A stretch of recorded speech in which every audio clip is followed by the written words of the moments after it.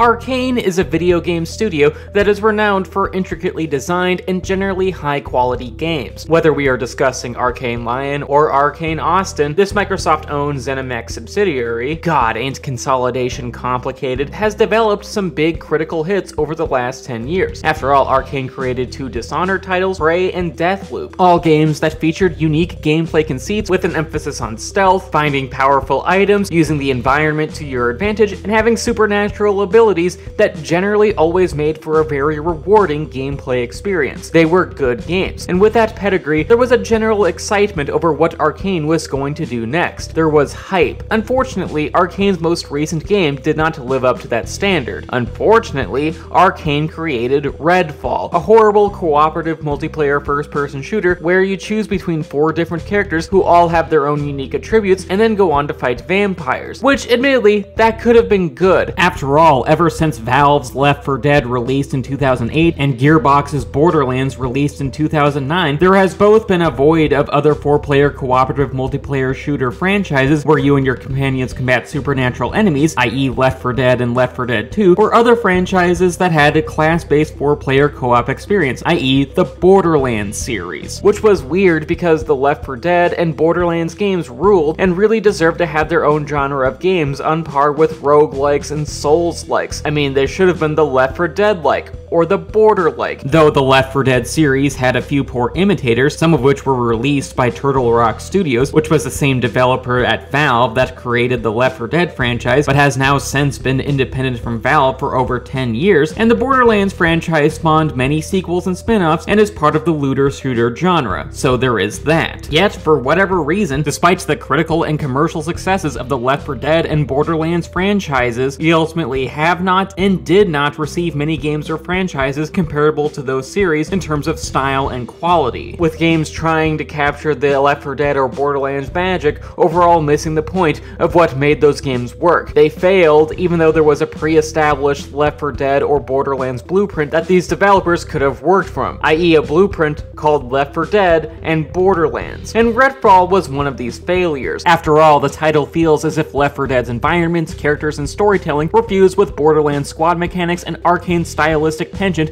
for combat, stealth, and obtaining unique items throughout the game. And while Bethesda has really pushed back hard on the comparisons between Redfall and Left 4 Dead, Redfall overall truly does have some stylistic similarities that make that said comparison with Left 4 Dead feel warranted. Sure, Redfall isn't Left 4 Dead, but the characterizations, tone, and world building harken back to Valve's big zombie shooter, even with the caveat that this game also features elements of Borderlands and past Arkane titles. Even if unintentional, this game has Left 4 Dead elements, but regardless, Redfall just doesn't work. Mostly because Redfall tried to be a co-op actioner, a title that feels as if it had elements inspired from Borderlands and Left 4 Dead, and a game that shares many identifiable traits with other Arkane titles. Yet, unfortunately, all of these elements feel watered down to the point that the title feels like it was lacking in confidence. The visuals are ugly to the point of looking last gen without a decent art style to compensate for that. The enemy AI is pathetic and rudimentary to the point that enemies will barely search the area for the player when alerted and move incredibly slowly. The bad AI also has the negative effect of overall devaluing the game's stealth action elements, seeing as how outwitting enemies who lack wit isn't very rewarding in and of itself, and in how there's no point in engaging with enemies in silent but deadly fashion when it's faster and just easier to go loud. Thus, the incompetent AI ruins Redfall's stealth mechanics. Then there's the fact that the game's first-person shooter combat is stock standard and is a bare-bones version of what an FPS should be, yes, even with supernatural and technological abilities. And most unforgivably, this co-op game that is meant to be played cooperatively doesn't have matchmaking that would allow you to play this co-op game cooperatively, meaning that if you wanted to play Redfall in the way that it was designed, you have to convince a friend to buy this game, even though Redfall is something you should only want to inflict on your worst enemies, because Redfall, not for friends, but maybe for Kim Reynolds, so hard pass on that. And for all of these reasons, and probably a few other ones, Redfall is a miserable game, a no-good, rotten, bad time that fails as an Arkane game, as a co-op shooter, and as a title with with similarities with Left 4 Dead and Borderlands, because truly, Redfall is a shit-like. It's really damn bad. Admittedly, this video is not meant to be a review of Redfall, mostly because I haven't played enough of Redfall to be able to review it. If anything, I spent a small morsel of my time on it, yet had such an awful experience that I immediately dropped it and never went back. And honestly, can you really blame me? Redfall is terabad. It's a game of very low quality, which is especially notable in 2023, given that 2023 is quite possibly the best year for video games ever, or at least since 2007, meaning that there were a large amount of great titles, many of which I haven't even had the opportunity to play yet. So given that, I hope you don't blame me for wanting to actually spend my limited free time on games that are actually f***ing good. I hope you understand. However, I at least did want to discuss Redfall in order to more or less just document its failure on this channel. You know, for posterity's sake. Because if anything, the story surrounding Redfall's bungling is honestly much more interesting than the game itself. See, Redfall had a very troubling development. According to a Jason Schreier report on Bloomberg, though I'm reading the information and pulling quotes and descriptions off of a John Frisha article on Escapist magazine due to how the source document is paywalled, we are just video essayists on a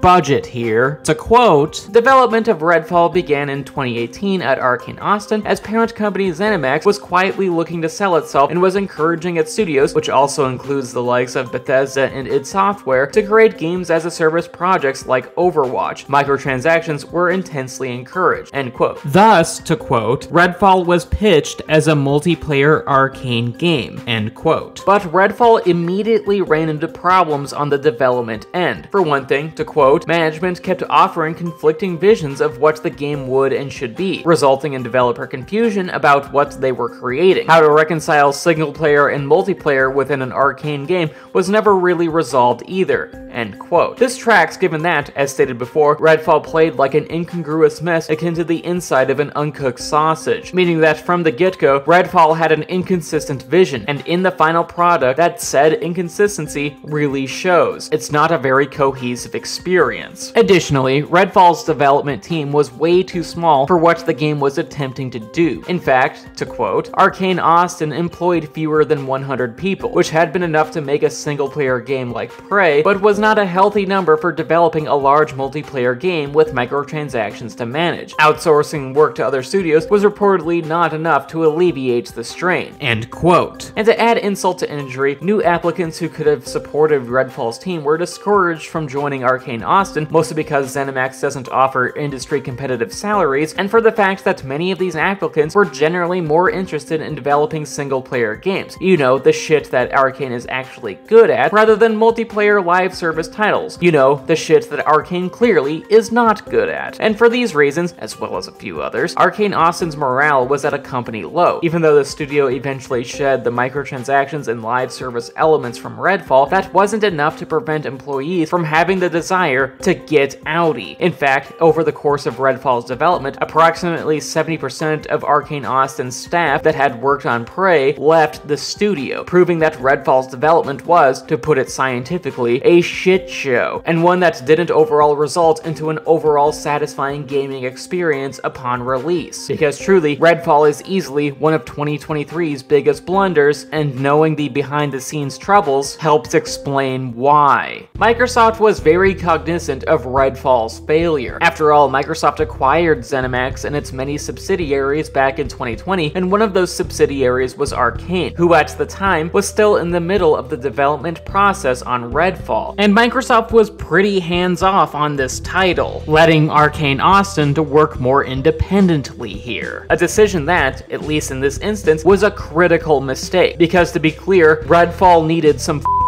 guidance, because it was ultimately a title that underwhelmed both in terms of critical reception and overall sales, which was something that caused Xbox head Phil Spencer to feel personally disappointed. In fact, in an interview with Kind of Funny Games, and reported on by Video Games Chronicle, the Xbox boss essentially apologized for Redfall's failure to launch. Per the quote, "There's nothing that's more difficult for me than disappointing the Xbox community. I've been a part of it for a long time. I obviously work on Xbox. I'm head of the business. business. I have a lot of friends and get a lot of feedback, and just to kind of watch the community lose confidence, be disappointed, I'm disappointed. I'm upset with myself," end quote. Spencer admittedly had good reason to be upset over this, especially given that this console generation of the Xbox Series X and S are losing the console war to Sony's PlayStation 5, as well as to the Nintendo Switch, but Nintendo is weird and does their own thing, so we're not really gonna talk about them. And while some of the reason for Microsoft's predicament is due to how Xbox lost the previous Xbox One and PlayStation 4 generation barely handedly, the current generation of Xboxes have been criticized due to how they lack killer exclusives. See, where Sony has been cranking out certifiable bangers for the PlayStation 5 over the last few years, Microsoft's release slate for the Xbox Series X and S hasn't been nearly as exciting. Even though yes, there have been a few good Xbox games, see the well-received Forza games and this year's awesome action platformer Hi-Fi Rush, a game that I love for being fun and for having 2 boss fights that are in sync with Nine Inch Nails songs, which nets the title an automatic 5 stars from me, the system didn't have a killer app for a long while. Even with the 2021 release of Halo Infinite, which was originally supposed to bring in the new generation of Xboxes with a bang, but was unfortunately beset by a lack of content and features at launch. And given that, after Microsoft botched the launch of this potential killer app, many of the Xbox faithful have been waiting for the Series X's and S's first must-have killer exclusive for years, which is problematic given just how much money Microsoft has used to acquire other publishers and developers over the last few years, something that overall made the good exclusive-starred Xbox audience wonder when the good big games were coming. And honestly, Redfall was supposed to signal the beginning of that. Sure, the company's recent acquisitions have released Xbox games over the last few years, but unfortunately those said games were either smaller in scale and or multi-platform. And while yes, smaller games are great and valid, and many of Xbox's multi-platform titles were honoring prior commitments that studios had made before being acquired, the fact of the matter is that Microsoft needs big-budget AAA exclusive blockbusters on par with Sony's big hits like God of War Ragnarok, Spider-Man 2, and etc. Microsoft just needs big games that can't also be played on a PlayStation. And for that, Redfall was supposed to be Microsoft's first notable release from its acquisitions to help it potentially catch up to Sony in the console exclusivity arms race. In fact, Microsoft had advertised Redfall prominently in its various presentations and such, which indicated that the company had hoped that the game would be a hit, even though it resulted in anything but. Because yeah, Redfall was a hit alright, a hit to the genitals. And overall, the game just didn't live up to Microsoft's expectations and deliver the Xbox Series X with its first exclusive high-quality AAA title, or at least one that isn't a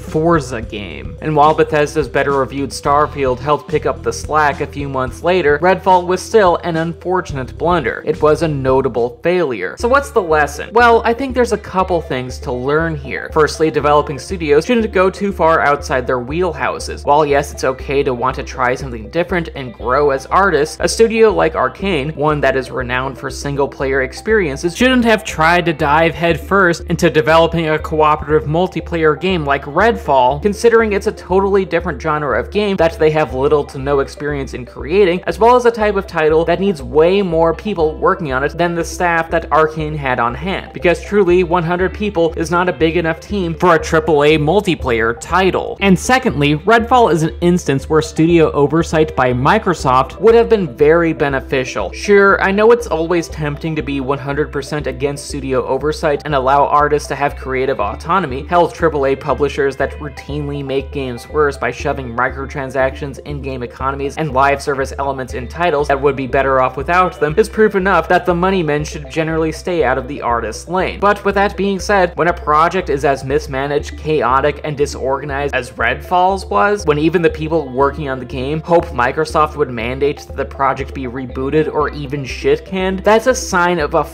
problem. That's a sign that Microsoft should have stepped in, something that Microsoft is more than aware of given the recent reorganization of the Xbox team. Because just a few months ago, Xbox made a move that would help prevent another Redfall debacle. In fact, per a memo reported on by The Verge, the company promoted Matt Booty, wow, that man was probably bullied a lot as a child, to president of game content and studios, meaning that studios and publishers under Xbox's umbrella now report to him. Meaning that, as pointed out by a good Kotaku article by Ethan Gatch, Booty, and by extension Microsoft, would have more oversight over a project like Redfall, which honestly could be a good thing, because it kind of shows that Microsoft is learning from the Redfall disaster. If anything, it seems that Microsoft was taught a valuable lesson. It's just unfortunate that Microsoft had to release Redfall to learn it.